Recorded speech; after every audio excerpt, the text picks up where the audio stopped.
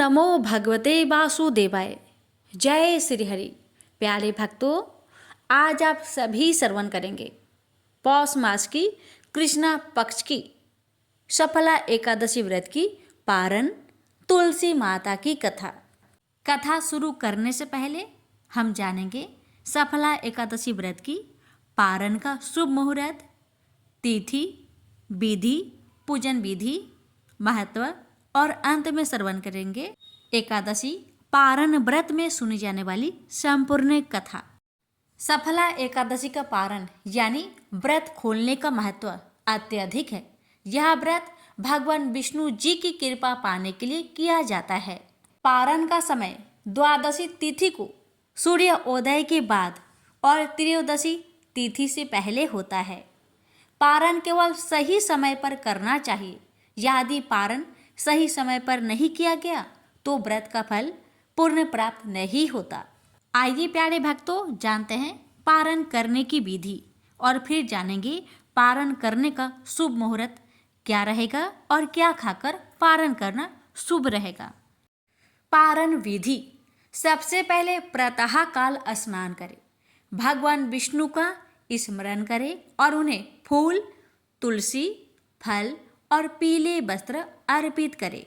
भगवान को दीप, धूप और भोग अर्पित करें। दशमी और एकादशी के व्रत का संकल्प याद करें। पारण करते समय भगवान विष्णु से व्रत पूर्ण होने की प्रार्थना करें। पारण करते समय तुलसी पत्ते का सेवन करना शुभ माना जाता है। स्वास्तिक भोजन ग्रहण करें। पारण के लिए केवल स्वास्तिक और फलहार भोजन करें। तामसिक भोजन जैसे प्याज, लहसुन, मांस, मद्य का सेवन वर्जित है। पारण के बाद ब्राह्मणों और जरूरतमंदों को भोजन कराएं और दक्षिणा दें। व्रत पारण के समय भगवान विष्णु का ध्यान और नाम जाप करते रहे। पारण को विधि पूर्वक और इन कथाओं को सुनकर श्रद्धा से करें, तभी व्रत का पूर्ण फल प्राप्त होगा। तो आइए प्यारे भक्तों, जान लेते हैं साल 2024 की सफला एकादशी व्रत की पारण की शुभ समय क्या रहेगा। प्यारे भक्तों, सफला एकादशी व्रत का पारण 27 दिसंबर 2024 को किया जाएगा। व्रत पारण का शुभ मुहूर्त सुबह 7:12 से सुबह 9:16 के बीच है। पारण के दिन द्वादशी तिथि समाप्त होने का समय सुबह 11:58 पर है। अब आइए प्यारे भक्तों, हम श्रवण करते हैं सफला एकादशी व्रत पारण की संपूर्ण कथा। पौराणिक कथा के अनुसार एक बार लक्ष्मी माँ, सरस्वती और माँ गंगा के बीच किसी बात को लेकर बहस हो जाती है और यह बहस इतनी ज्यादा बढ़ जाती है कि एक दूसरे को श्राप दे देती है। गंगा माँ ने माता लक्ष्मी से कहा कि तुमने मुझे नदी का वेग बनाया है, तो मैं तुम्हें श्राप देती हूँ कि तुम एक पौधा बन जाओ जो वृंदा बनकर बाद में तुलसी का पौधा बने। तभी वहां माँ पार्वती आ जाती है और कहती है कि आखिर आप लोग एक दूसरे से क्यों लड़ रहे हो। माँ गंगा कहती है कि लक्ष्मी मेरे ऊपर हंसी है, इसलिए मैंने श्राप दे दिया। इस बात पर माँ पार्वती कहती है कि आप लोगों ने गुस्से में एक दूसरे को श्राप दे दिया, लेकिन इस बात का भान है कि आप श्राप के कारण कितना कष्ट झेलना पड़ता है। माँ पार्वती कहती है कि 84 लाख योनियों में से 20 लाख योनियां वृक्ष और पौधे की है। लक्ष्मी, तो आप बताइए कि एक बार पौधे के रूप में धरती में जाने के बाद आपको वृक्ष या पौधे के रूप में किस किस योनि पर रहना पड़ेगा। माँ लक्ष्मी को अपने भूल का पछतावा हुआ और उन्होंने माँ पार्वती से सहायता मांगी और कहा कि कुछ ऐसा ही हो सकता है कि 20 लाख योनिया में से एक बार मैं ही छूट जाऊं। ऐसे में माँ पार्वती ने कहा कि इस शाम का हल मेरे पास तो नहीं है, लेकिन इसका हल महादेव ही बता सकते हैं। महादेव ही है जो हर तरह की योनि से छुटकारा दिला सकते हैं। तब माँ पार्वती ने भोलेनाथ से कहा कि कोई ऐसा उपाय बतलाइए प्रभु कि माँ लक्ष्मी तुलसी के बाद किसी अन्य योनि का दुख ना भोगे। तब महादेव ने इस उपाय को बताया। कार्तिक माह में लक्ष्मी जी ने तुलसी की कुआरे के रूप में प्रकट हुई। कहा जाता है कि द्वादशी तिथि के दिन तुलसी के पौधे में लगी मंजरी को तोड़कर शालिग्राम को अर्पित करते। ऐसा करने से माँ लक्ष्मी का पौधे की योनि से मुक्ति मिल जाती है और वह किसी अन्य पेड़ पौधे की योनि में नहीं जाती है और मोक्ष पा लेती है। इसके साथ ही ऐसा करने से व्यक्ति को माँ लक्ष्मी का सुख समृद्धि, धन संपदा, ऐश्वर्य का आशीर्वाद देती है। तुलसी मंजरी को भगवान कृष्ण को भी चढ़ाया जा सकता है। ऐसा करने से माँ लक्ष्मी के साथ कृष्ण भगवान प्रसन्न होते हैं। प्रेम से बोलिए तुलसी माता की जय, लक्ष्मी नारायण की जय। दक्षिण दिशा में तुंगभद्रा नाम की एक बहुत बड़ी नदी है। इस नदी के किनारे पर हरिहरपुर नाम का एक अत्यंत सुंदर नगर बसा हुआ था। उसी नगर में काशी नाम के एक ब्राह्मण निवास करते थे। वे अत्यंत गुणवान, चरित्रवान, धर्म कार्य करने वाले तथा वेदों के मार्ग पर चलने वाले थे। उन्होंने समस्त शास्त्र का अध्ययन किया हुआ था। उस ब्राह्मण की एक पत्नी थी जिसे लोग दुराचार कहकर पुकारते थे, क्योंकि उसके कर्म ही उसके नाम के अनुसार थे। वह सदैव ही अपने पति को अपमानित करती थी। वह अपने पति के लिए कुवाच्य कहती थी, पति को भयंकर दुख देती थी। पति के लिए कभी भी उसने भोजन नहीं बनाया। उसने अपने पति के साथ कभी शयन नहीं किया, कभी उसके साथ प्रेम से व्यवहार नहीं किया। पति के मित्र, परिवार के लोग घर पर अगर आ जाते तो वह स्त्री उनको अपमानित करके घर से भगा देती थी और स्वयं काम भाव से उन्मत्त होकर निरंतर अन्य वैभव चारिणी स्त्रियों के साथ घूमा करती थी। उसका मन पति को छोड़कर पराये पुरुषों में लगा रहता था। उसने कभी अपने पति से प्रेम से बात नहीं की, किंतु पराये पुरुषों के संग बैठकर बातें करती थी। पराये पुरुषों को मोहित करने के लिए वह सज धज कर गांव में घूमने जाया करती थी। कभी वह वन में किसी वृक्ष के नीचे खड़ी रहकर सुंदर पुरुषों की राह देखने लगती और किसी दुष्ट पुरुष को मोहित करके उसके संग भोग विलास किया करती थी। फिर एक दिन वह दुराचारिणी स्त्री वन में जाकर एक वृक्ष के नीचे खड़ी हो गई। उसका चित्त काम से भरा हुआ था। वह किसी सुंदर कामी पुरुष की राह देख रही थी, किंतु बहुत समय निकलने के बाद भी उस स्थान पर कोई पुरुष नहीं आया। इसलिए वह अत्यंत दुखी हो गई और प्रियतम की खोज में इधर उधर देखने लगी। उस दिन उसका सारा परिश्रम व्यर्थ हो गया। वहां पर खड़ी होकर वह नाना प्रकार की बातें कहकर विलाप करने लगी। हाय हाय, आज तो इस मार्ग से कोई भी सुंदर पुरुष नहीं आया। अब मैं कैसे अपने काम वासना को शांत करूं? आज की रात कैसे बीतेगी? वह जोर जोर से विलाप करने लगी। उस जंगल में एक भयानक बाघ रहता था।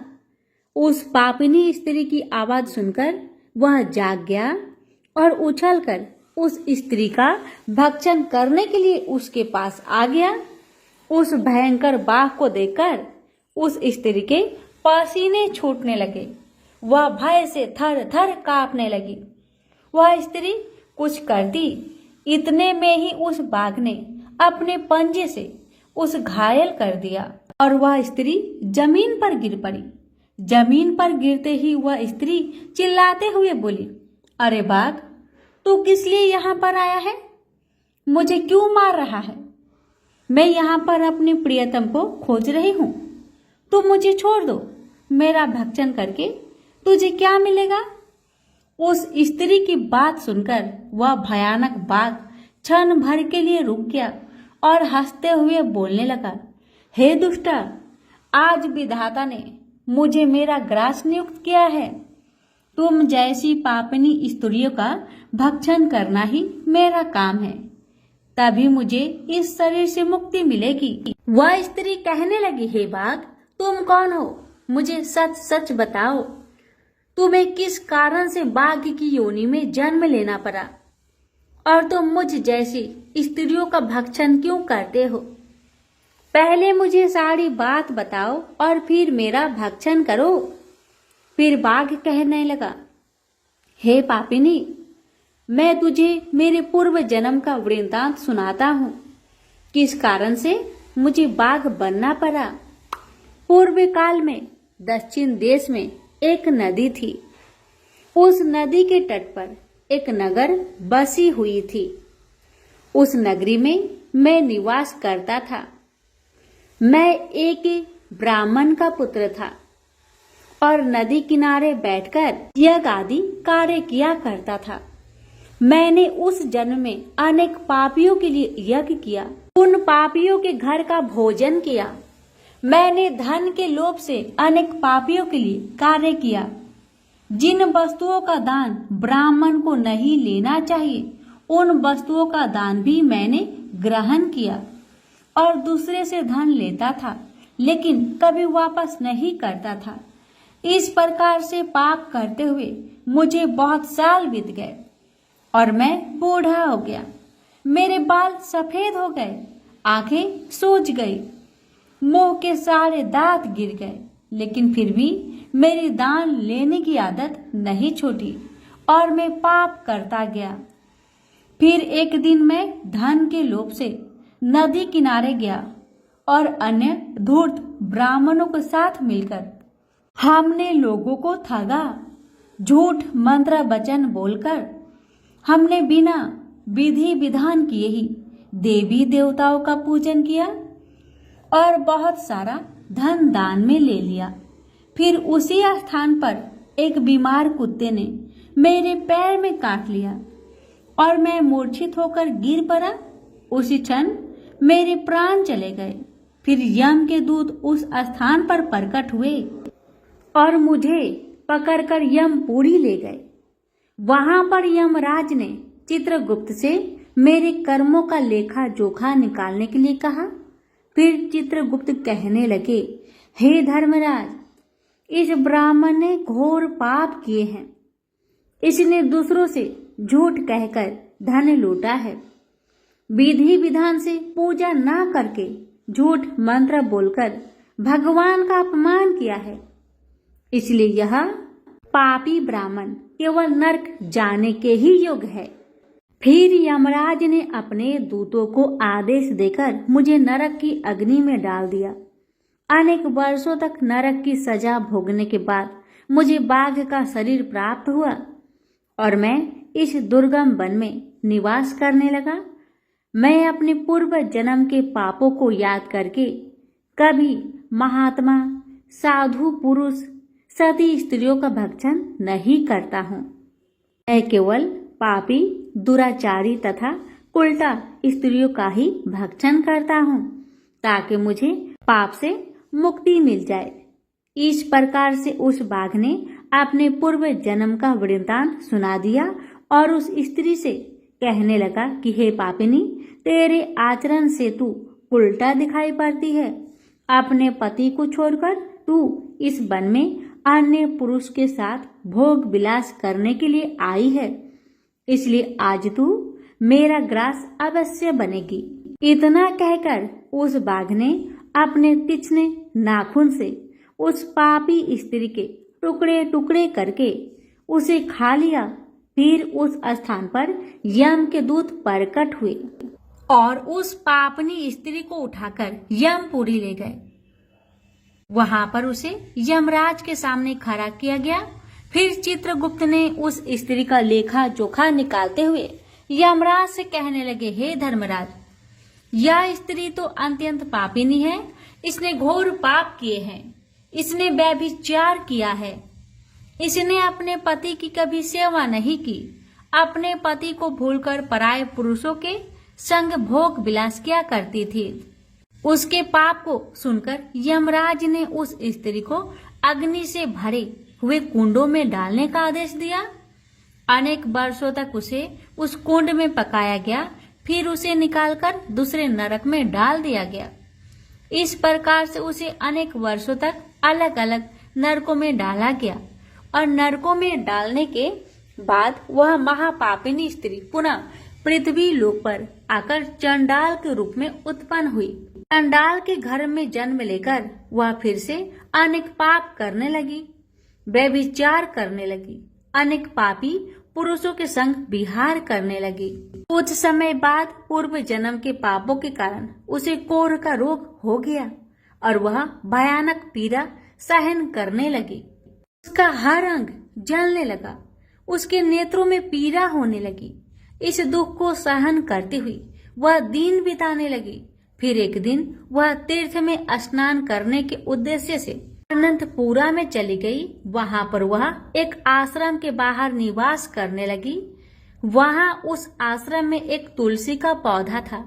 अन्य स्त्रियों को वहां पर तुलसी के पास दीपक जलाते हुए देखकर उस पापी स्त्री ने भी वही किया।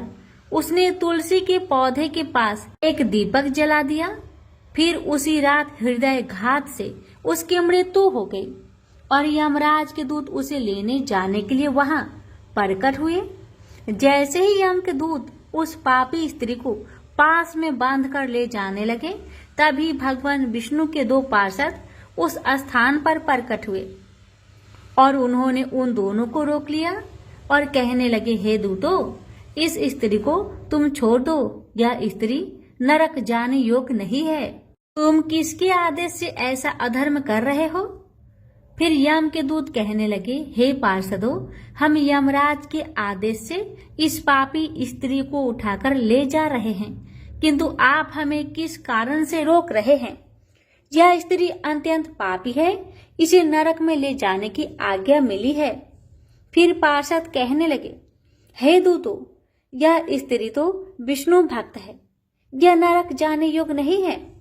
इसने शाम को तुलसी के पास दीपक जलाया है, इसी कारण से इसके समस्त पाप नष्ट हो गए हैं। इसलिए अब यह नरक जाने के योग्य नहीं है, यह स्वर्ग जाने की अधिकारी बन चुकी है। पार्षदों की बात सुनकर यमदूतों ने उस स्त्री को उस स्थान पर छोड़ दिया और यमलोक लौट गए। वहां जाकर उन्होंने यमराज को सारा वृत्तांत सुना दिया। फिर भगवान विष्णु के पार्षद उस स्त्री को दिव्य विमान में बैठाकर स्वर्ग लोक को ले गए। प्रेम से बोलिए विष्णु भगवान जी की जय, माता लक्ष्मी की जय, तुलसी महारानी की जय। एक बार की बात है, देवी सत्यभामा भगवान श्री कृष्ण के पास आती है और उनसे पूछती है, हे भगवान, हे स्वामी, आप नित्य तुलसी को जल देते हैं और देवी रुक्मणी नित्य तुलसी जी के पास दीपक जलाती है। इसके पीछे क्या रहस्य है? मुझे नहीं पता प्रभु, कृपया करके आप तुलसी को जल देने की और तुलसी के पास दीपक जलाने की महत्व सुनाइए। भगवान श्री कृष्ण कहते हैं, हे देवी सत्यभामा, तुमने अत्यंत महत्वपूर्ण प्रश्न किया है। देवी तुलसी लक्ष्मी का ही अवतार है। देवी तुलसी भगवान विष्णु को अत्यंत प्रिय है, इसलिए यह मुझे भी सबसे अधिक प्रिय है। मासों में कार्तिक और वनस्पतियों में मुझे तुलसी बहुत प्रिय है। जो भी मनुष्य तुलसी को जल देता है, उस पर मेरी कृपा सदैव बनी रहती है। जो भी मुझे तुलसी पत्र डालकर भोग चढ़ाता है, मैं उसे प्रेम से स्वीकार करता हूँ। तुलसी पत्र के बिना मैं किसी भी प्रकार का भोग स्वीकार नहीं करता। हे देवी, आज मैं तुम्हें तुलसी को जल देने और तुलसी के पास दीपक जलाने का महत्व कथा सुनाता हूँ, इसलिए तुम इस कथा को बड़े ही ध्यान से सुनो। जो भी स्त्री इस कथा को ध्यान से पूरा सुनती है, वह सदा सुहागन रहती है। उसके घर में सुख समृद्धि आती है और दरिद्रता का नाश होता है। देवी सत्यभामा कहती है, हे स्वामी, मैं इस कथा को बड़े ही ध्यान से पूरा सुनूंगी, कृपया आप मुझसे वह कथा कहिए। तब भगवान श्री कृष्ण देवी सत्यभामा को वह कथा सुनाने लगते हैं। भगवान श्री कृष्ण जी कहते हैं, हे देवी, मध्य देश में श्याम शर्मा नाम का एक वैश्य अपनी पत्नी के साथ रहता था। वैश्य के पास किसी चीज की कोई कमी नहीं थी। ईश्वर की कृपा से उसके पास सब प्रकार के सुख ऐश्वर्य थे, किंतु उस वैश्य की कोई संतान नहीं थी, जिस कारण वे सदैव दुखी रहता था। उसे वैद्य ने संतान प्राप्ति के कई उपाय बताए, मगर उससे कोई फल प्राप्त न हुआ। उसने दान धर्म किया, अनेक प्रकार से वैद्य बुलवाए, उनसे भी नाना प्रकार के उपचार किए, पर उसे संतान की प्राप्ति नहीं हो रही थी। फिर एक दिन वह वैश्य महामुनि वशिष्ठ जी से मिलने के लिए उनके आश्रम पर जाता है। मुनि वशिष्ठ श्याम शर्मा का स्वागत करते हैं और कुशल मंगल पूछते हैं। तब वह श्याम शर्मा मुनि वशिष्ठ से कहते हैं, हे मुनिवर, मैं बहुत दुखी हूं, बहुत परेशान हूं। मेरी कोई संतान नहीं है और संतान के बिना मेरा उद्धार कैसे होगा। मैंने संतान प्राप्ति के लिए अनेक उपाय किए, दान धर्म किए, किंतु मुझे संतान नहीं हो रही है। कृपा करके आप मुझे यह बताइए कि किस कारण से, किस अपराध से मुझे पुत्र की प्राप्ति नहीं हो रही है। क्या मुझसे अनजाने में कोई बहुत बड़ा पाप हुआ है? बताइए। तब मुनि वशिष्ठ जी अपनी दिव्य दृष्टि से श्याम शर्मा के पूर्व जन्म के बारे में जान लेते हैं और कहते हैं, हे वत्स, पिछले जन्म में तुम्हारे द्वारा बहुत ही घोर पाप हो गया था। इस कारण से तुम्हें इस जन्म में संतान सुख प्राप्त नहीं हो रहा है।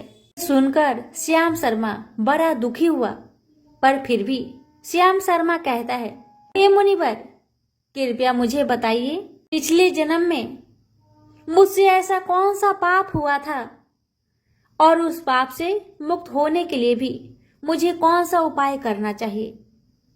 कृपा करके मुझे बताइए।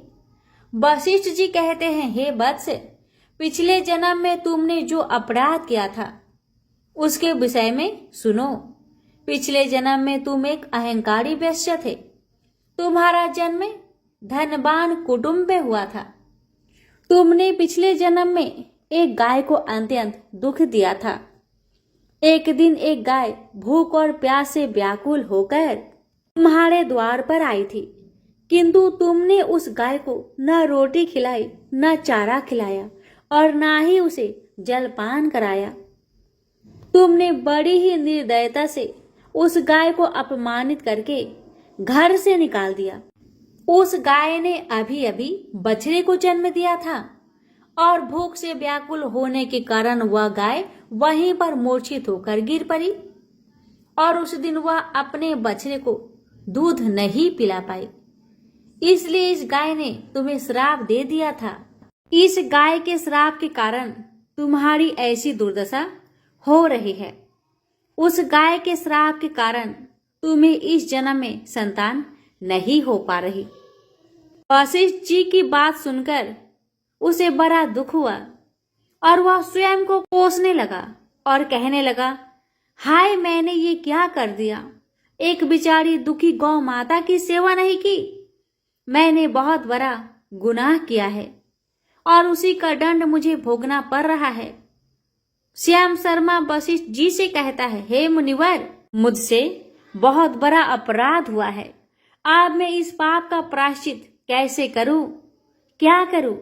कृपया आप ही मुझे मार्गदर्शन दीजिए। मैंने जो पाप किया है उससे मुक्ति का कोई उपाय भी अवश्य होगा। मैं अपना सब कुछ देकर उस पाप का प्रायश्चित करूंगा। कृपया आप ही कोई उपाय बताएं। मुझे संतान प्राप्ति कैसे हो सकती है, बताएं, क्योंकि शास्त्र कहते हैं पुत्र के बिना मनुष्य का उद्धार नहीं हो सकता।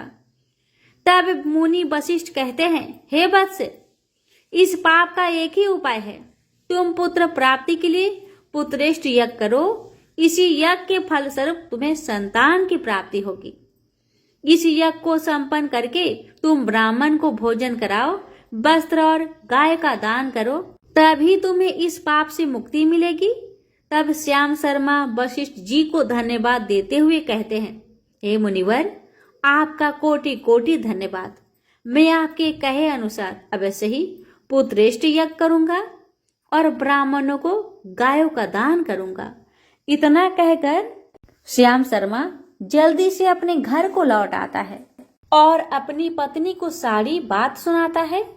फिर वो दोनों ही पुत्रेष्ट यज्ञ की तैयारी करते हैं। अनेक ऋषि मुनियों को निमंत्रण देकर वह श्याम शर्मा पुत्रेष्ट यज्ञ संपन्न करता है और उन ऋषि मुनियों तथा ब्राह्मणों को गाय दान करता है।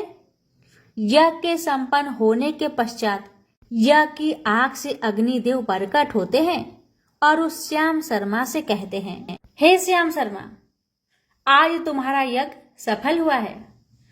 तुमने पुत्र प्राप्ति के लिए यह यज्ञ किया था, इसलिए तुम्हें मेरी कृपा से एक पुत्र की प्राप्ति होगी, किंतु तुम्हारे पुत्र की आयु केवल 18 वर्ष की ही होगी और 18 वर्ष समाप्त होने के पश्चात तुम्हारा पुत्र की मृत्यु हो जाएगी।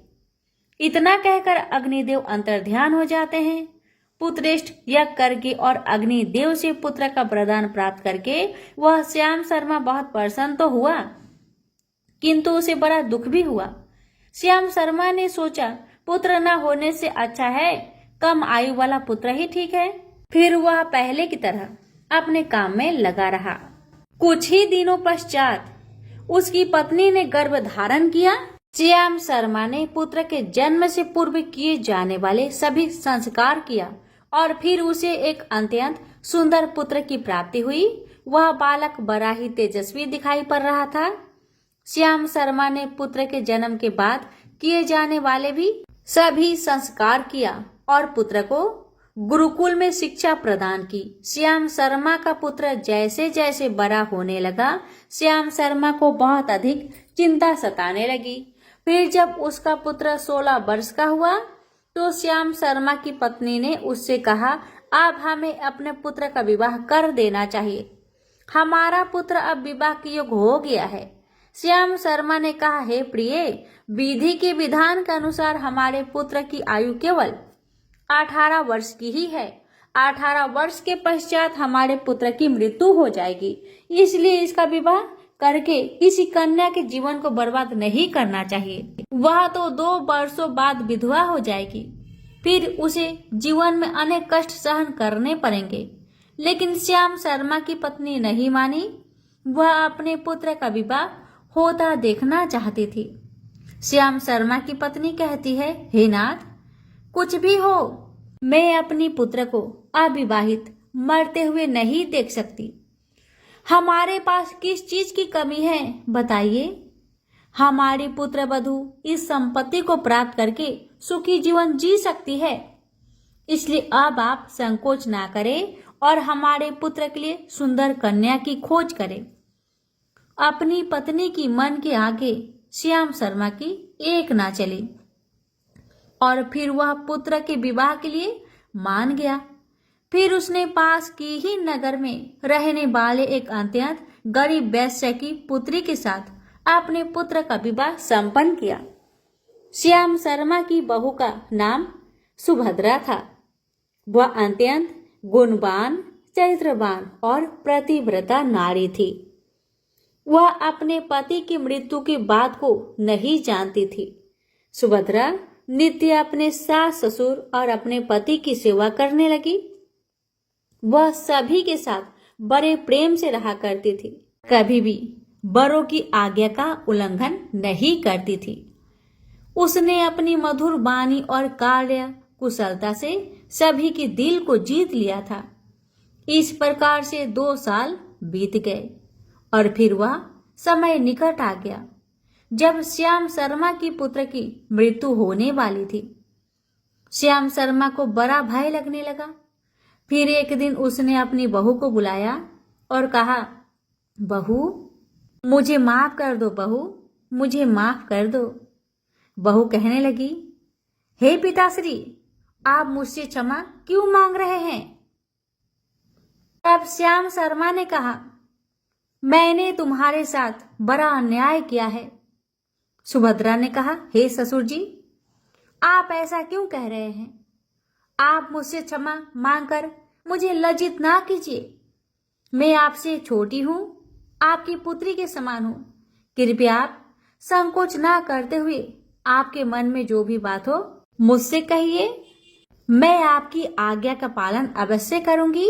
फिर श्याम शर्मा कहने लगा, हे पुत्री, तुम कल्याणी हो, तुम एक महान पतिव्रता हो, किंतु मेरे पुत्र के साथ तुम्हारा विवाह होने से पूर्व मैंने तुमसे एक बात छुपाई है। हमें पुत्र की प्राप्ति पुत्रेष्ठ यज्ञ करने के बाद हुई थी और अग्निदेव ने हमें यह कहते हुए पुत्र प्राप्ति का आशीर्वाद दिया था कि हमारे पुत्र की आयु केवल 18 वर्ष की होगी। 18 वर्ष के बाद हमारे पुत्र की मृत्यु हो जाएगी। अपने ससुर की बात सुनकर सुभद्रा ने कहा, हे ससुर जी, बस इतनी सी बात, आप चिंता न कीजिए। मैं आपको वचन देती हूँ कि आपकी पुत्र वधू मैं कभी विधवा नहीं होगी। आपके पुत्र के प्राणों की रक्षा करूंगी। आप बस मुझे एक दीपक, जल का घड़ा और एक गाय ला कर दीजिए। मेरे पति के प्राणों की रक्षा इन्हीं से होगी। सुभद्रा की बात सुनकर श्याम शर्मा को बड़ा आनंद हुआ और वह कहने लगा, हे बहू, जैसी तुम्हारी इच्छा, मैं तुम्हें वह सब लाकर देता हूँ। इतना कहकर श्याम शर्मा ने अपने बहू को वह तीनों चीज लाकर दी। फिर जब वह दिन निकट आया जिस दिन सुभद्रा के पति की मृत्यु होने वाली थी, उस दिन सुभद्रा ने सुबह उठते ही तुलसी जी को जल चढ़ाया और तुलसी जी को प्रणाम करते हुए पौधे पर एक चुनरी बांध दी और तुलसी माता से प्रार्थना करने लगी, हे माँ, मैं आपको चुनरी चढ़ा रही हूँ, कृपया अब आप ही मेरे सुहाग की रक्षा कीजिए। फिर सुबह के समय यमराज का एक दूत श्याम शर्मा के पुत्र के प्राण लेने के लिए आया। जैसे ही वह घर में प्रवेश करने लगा, तब तुलसी के पौधे ने उसे रोक दिया और कहा, हे यमदूत, इस घर में निवास करने वाली बहू ने मुझे चुनरी चढ़ाई है और इसलिए अब मैं उसके सुहाग की रक्षा कर रही हूँ। तुम इसके घर में प्रवेश नहीं कर सकते। इतना कहकर तुलसी जी ने यमराज के उस दूत को घर में जाने से रोक दिया। वह दूत भयभीत होकर सुभद्रा के पति के प्राण लिए बगैर ही यमपुरी लौट गया। यमपुरी में जाकर उसने यमराज से कहा, हे धर्मराज, मैं धरती लोक पर एक पुरुष के प्राण लेने के लिए गया था, किंतु तुलसी जी के पौधे ने मेरा रास्ता रोक लिया। उस तुलसी जी के पौधे के कारण मैं घर में प्रवेश नहीं कर पा रहा था। इस बात पर यमराज को बड़ा क्रोध आया। फिर उन्होंने अन्य 2 दूतों को बुलाया और कहा, अब तुम शाम के समय सुभद्रा के घर जाओ। जब तुलसी का पौधा सो रहा होगा, तुम उसके पति के प्राण लेकर यमलोक में चले आना।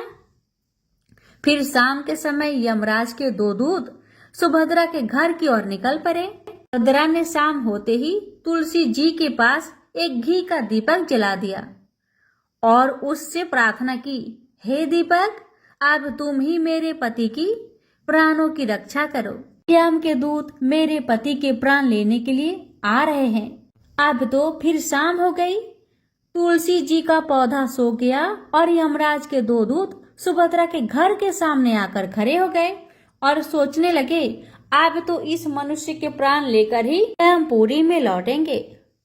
जैसे ही यम के दूत सुभद्रा के घर में प्रवेश करने लगे, तुलसी जी के पास लगाए हुए दीपक ने उनका रास्ता रोक दिया और कहा, हे दूतों, तुम अब इस सुभद्रा के पति के प्राण नहीं ले जा सकते। उस स्त्री ने मुझे प्रज्वलित करके, यानी दीपक को प्रज्वलित करके, अपने पति की प्राणों की रक्षा करने की प्रार्थना की है, इसलिए अब मैं उसके पति की प्राणों की रक्षा कर रहा हूँ। इसलिए तुम आज उसके पति के प्राण नहीं ले जा सकते। तुम यहीं से लौट जाओ, नहीं तो मैं सब कुछ जलाकर भस्म कर दूंगी और मेरी अग्नि में तुम दोनों भी जलकर भस्म हो जाओगे। उस पर दीपक की बात सुनकर यमराज के दूत भयभीत हो गए और फिर यमपुरी लौट गए। वहां पर जाकर उन्होंने यमराज जी को सारा वृत्तांत सुनाते हुए कहा, हे यमराज, आपकी आज्ञा का पालन करते हुए हम दोनों शाम के समय उस पुरुष के प्राण लेने के लिए गए थे, किंतु तुलसी जी के पास लगाए हुए दीपक ने हमारा रास्ता रोक दिया, इसलिए हम खाली हाथ ही वापस आ गए। यह सुनकर यमराज भगवान को बड़ा क्रोध आ गया। फिर उन्होंने अन्य 4 दूतों को बुलाया और कहा, अब तुम सुबह उस सुभद्रा के जागने से पहले ही जाओ और उसके पति के प्राण लेकर आओ। यमराज जी की आज्ञा पाकर दूत सुबह सुभद्रा के घर की तरफ जाने लगे, लेकिन इधर सुभद्रा ने रात को ही घर के दरवाजे के सामने जल से भरा हुआ लोटा रख दिया और उससे प्रार्थना की कि मेरे पति की रक्षा कीजिए, यम के दूत मेरे पति के प्राण लेने के लिए आ रहे हैं, अब आप ही मेरे सुहाग की रक्षा कर सकते हैं। इतना कहकर वह सुभद्रा सोने के लिए चली गई। इधर यम के दूत सुबह सुभद्रा के जागने से ही पहले उसके घर पर पहुंच गए। जैसे ही वह घर के अंदर प्रवेश करने लगे, तब उस लोटे के अंदर से भरे हुए जल ने कहा, तुम रुक जाओ, अब तुम इस घर में प्रवेश नहीं कर सकते। यह घर अब मेरी सुरक्षा में है। मैं सुभद्रा की पति के प्राण तुम्हें लेकर नहीं जाने दूंगा। अगर तुमने इस घर में प्रवेश किया तो मैं नरक की अग्नि को बुझा दूंगा, इससे सारा नरक लोक डूब जाएगा। यह सुनकर यमराज जी के दूत घबरा गए और एक दूसरे की तरफ देखकर उस स्थान से भाग गए। वे सभी यम के दूत यमराज जी के पास लौट गए और उनसे कहने लगे, हे धर्मराज जी, आपकी आज्ञा का पालन करने के लिए हम चारों सुबह सुभद्रा के जागने से पहले ही उसके पति के प्राण लेने के लिए पहुंच गए थे, किंतु सुभद्रा के घर के बाहर रखे हुए जल के लोटे ने हमारा मार्ग रोक लिया और इसी कारण से हम उसके घर में प्रवेश नहीं कर सके। अब यमराज को बहुत ही अधिक क्रोध आ गया। इस बार उन्होंने 8 यमदूतों को बुलाया और कहा, हे यमदूतों, अब जल्दी से जाओ और बलपूर्वक उस मनुष्य के प्राण खींचकर यमलोक में लेकर आओ। बंद दिया था और गौ माता से विनती की, हे गौ माता, आज यमदूत मेरे पति के प्राण लेने के लिए आ रहे हैं, अब आप ही मेरे सुहाग की रक्षा कीजिए, आप ही कर सकते हैं। हे गौ माता, मैं आपकी शरण में आई हूँ, कृपया मुझे विधवा होने से बचा लीजिए। उस गाय ने कहा, हे पुत्री, तुम चिंता मत करो, तुम्हारे पति की प्राणों की रक्षा स्वयं मैं करूंगी। मेरे होते हुए यम के दूत तुम्हारे घर में प्रवेश नहीं कर पाएंगे, इसलिए तुम चिंता से मुक्त होकर अपने पति की सेवा करो। फिर जैसे ही वे यमदूत घर के अंदर प्रवेश करने के लिए आगे बढ़ते हैं, तब वह गाय उन्हें रोक देती है और कहती है, इस घर में तुम लोग प्रवेश नहीं कर सकते, इस घर की रक्षा मैं कर रही हूँ। मेरे रहते कोई भी इस घर के अंदर प्रवेश नहीं कर सकता। यदि तुमने घर के अंदर प्रवेश करने का कोशिश किया तो मैं तुम सभी को श्राप दे दूंगी। अगर तुम्हें इस घर के अंदर प्रवेश करना है तो पहले मेरे प्राण लेने पड़ेंगे और तुम सभी को गौ हत्या का पाप लगेगा, जिसका कोई प्रायश्चित नहीं है। वहां पर उपस्थित अभी यमदूत गाय माता की श्राप देने वाली बात को सुनकर भयभीत हो गए। वे जानते थे कि गाय के द्वारा दिए गए श्राप से कोई मुक्त नहीं कर सकता और गौ हत्या तो संसार का सबसे बड़ा अपराध है, महापाप है, जिसका कोई भी प्रायश्चित नहीं है। इसलिए वे सभी वहां से खाली हाथ लौटकर यमराज जी के पास चले गए। यमपुरी में जाकर उन यमदूतों ने यमराज को सारा वृत्तांत सुनाते हुए कहा, हे धर्मराज जी, उस सुभद्रा के पति की प्राणों की रक्षा एक गाय माता कर रही है। उस गाय ने हमें श्राप देने की बात कही है, इसलिए हम सभी डर कर आपके पास लौट आए हैं। हम में गाय का सामना करने की शक्ति नहीं है। उन यमदूतों की बात सुनकर यमराज आग बबूला हो गए और स्वयं भैंस पर सवार होकर स्वयं पृथ्वी लोक की ओर निकल पड़े। अब आके होता है ये, यमराज जी अपने भैंस पर सवार होकर उस सुभद्रा के घर के पास चले आते हैं।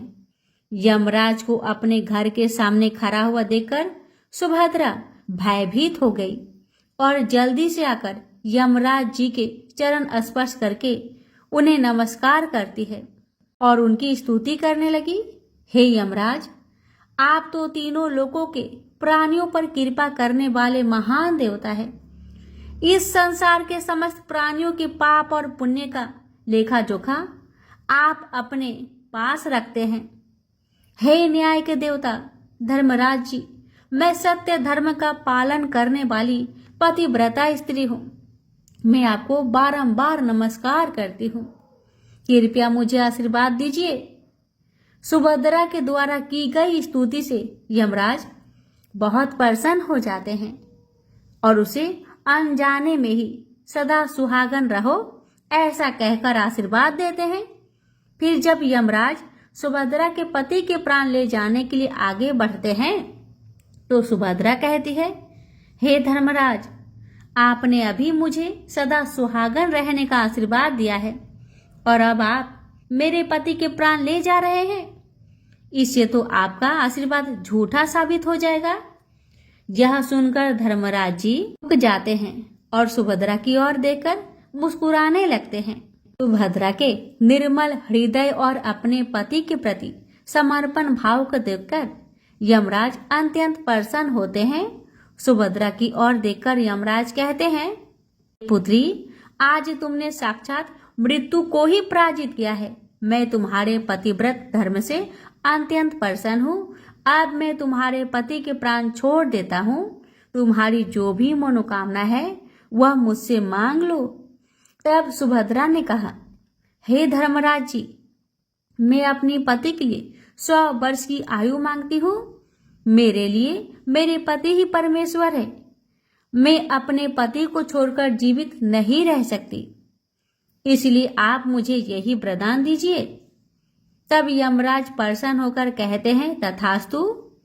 हे कल्याणी, आज से जो भी स्त्री अपने घर के सामने तुलसी का पौधा लगाती है, तुलसी के पास शाम को दीपक जलाती है, जिस घर के सामने गाय बंधी होती है और जो स्त्री अपने घर के सामने जल का लोटा रखती है, उसके घर में कभी मेरे दूत प्रवेश नहीं करेंगे।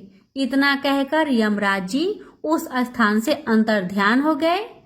भगवान श्री कृष्ण कहते हैं, हे देवी, इस प्रकार से उस सुभद्रा ने अपने पतिव्रता धर्म का पालन करके अपने पति के मृत्यु को टाल दिया था। इसलिए जो भी स्त्री अपने घर के सामने तुलसी जी का पौधा लगाती है, रोज शाम को तुलसी जी के पास दीपक जलाती है, उसके घर में मृत्यु प्रवेश नहीं कर सकती है।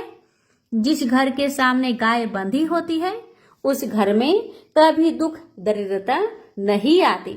जो स्त्री अपने घर के सामने जल से भरा हुआ लोटा रखती है, उसके घर में कभी शोक नहीं होता है। भक्तों, ये थी तुलसी जी में जल देने और दीपक जलाने का महत्व की कथा। ये भगवान श्री कृष्ण ने देवी सत्यभामा को सुनाए। प्रेम से बोलिए हरे कृष्णा। सुनिए माँ तुलसी की आरती। जय जय तुलसी माता, मैया जय तुलसी माता, सब जग की सुखदाता, सबकी बरमाता। मैया जय तुलसी माता, मैया जय तुलसी माता। सब योगों से ऊपर, सब रोगों से ऊपर, रज से रक्षे करके सबकी भाव त्राता।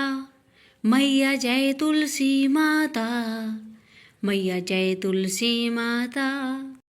बटु पुत्री है श्यामा, सुर बल्ली है ग्रामा, विष्णु प्रिया जो नर तुमको सेवे सो नर तर जाता। विष्णु प्रिया जो नर तुमको सेवे सो नर तर जाता। मैया जय तुलसी माता। लेकर जन्म विजन में आई दिव्य भवन में, लेकर जन्म विजन में आई दिव्य भवन में, मानव लोक तुम ही से सुख संपत्ति पाता।